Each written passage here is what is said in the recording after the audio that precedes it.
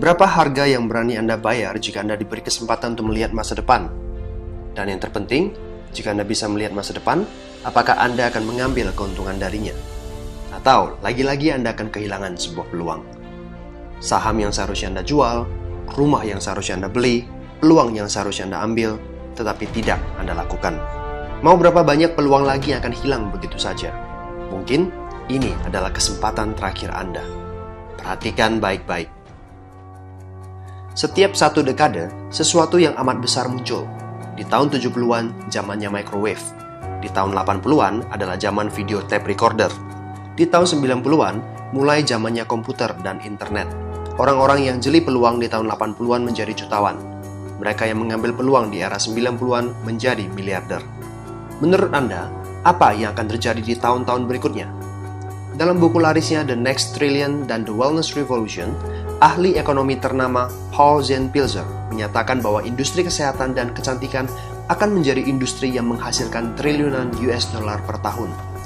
Produk perawatan kesehatan dan kecantikan akan membuat orang-orang lebih sehat, tampil lebih prima, awet muda, dan mencegah berbagai penyakit. Pikirkan ini, mayoritas industri kesehatan bahkan tidak pernah ada puluhan tahun yang lalu. Namun di awal tahun 2000, industri ini mampu mencetak omset 300 miliar US dollar setahun. Dan di tahun 2015, industri ini telah mencetak hingga 1,6 triliun US dollar. Ini berarti kenaikan sebesar 500%. Omset 1,6 triliun US dollar setahun.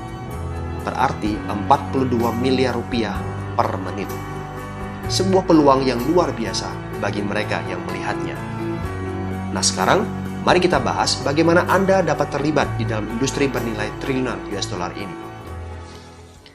Anda punya 3 pilihan. Pertama sebagai seorang praktisi, kedua membuka pabrik, dan ketiga menjadi distributor. Praktisi seperti dokter, peneliti, dan ahli terapis telah terbukti sebuah profesi yang menghasilkan kekayaan. Itu jika mereka mampu membayar uang kuliah dan mau mengorbankan waktu bertahun-tahun untuk mempelajari keahliannya. Membuka pabrik adalah sebuah bisnis yang bagus.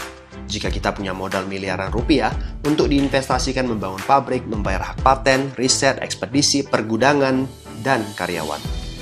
Distribusi dan retailing? Tepat sekali.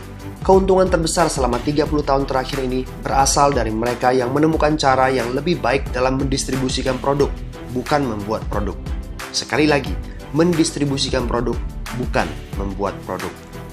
Orang-orang seperti Sam Walton, pendiri Walmart, Jeff Bezos, pendiri Amazon.com, dan Jack Ma, pendiri Alibaba.com, memiliki satu kesamaan. Mereka adalah distributor. Sam Walton menemukan cara konvensional dalam mendistribusikan barang yang sudah dikenal konsumen. Tetapi miliarder baru di abad 21 mendapatkan keuntungan dari bisnis distribusi dengan cara memberikan pengetahuan pada konsumen tentang produk baru dan menginformasikan tentang saluran distribusi yang baru. Ini yang disebut konsep distribusi modern yang menggabungkan promosi dan retail secara online maupun offline. Pertumbuhan industri kesehatan terus meningkat dan tak akan terhentikan. Berbeda dengan zaman dahulu, orang-orang dewasa ini lebih peduli akan kesehatan.